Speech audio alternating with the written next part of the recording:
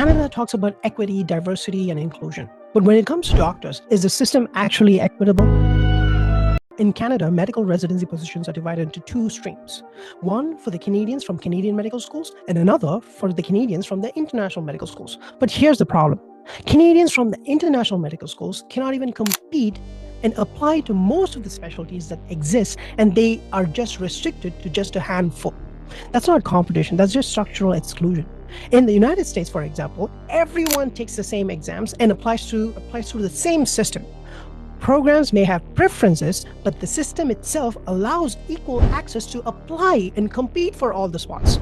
Canada talks more about equity than the US, and you know how EDI is a controversial topic in the US. Yet, structurally, US residency application system allows open competition across all specialties, regardless of where the candidate graduated from.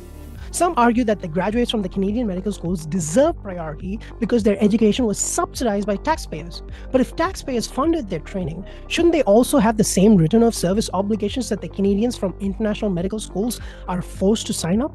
Because right now, Canadians who graduated from international medical schools face restrictions and mandatory service agreements and severe financial penalties if they break the agreement.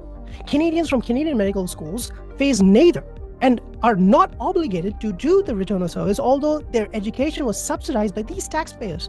This should make you rethink about what equity even means. So the question is very simple. Is this system truly equitable? Or are we using the language of equity only when it's convenient for us? Look, this is not a debate. This is an invitation for discussion. Our team includes physicians from both in and outside the system, administrators, and legal experts who would be happy to speak to you. If someone believes that the current system is fair and sustainable, we would genuinely like to hear your perspective. Let's talk about it openly.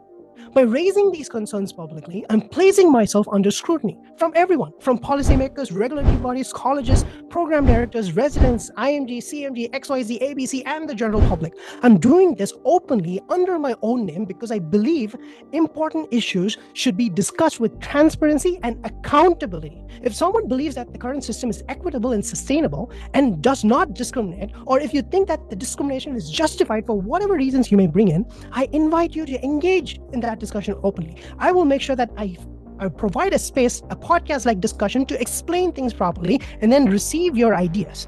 But it should be done with the same transparency and accountability.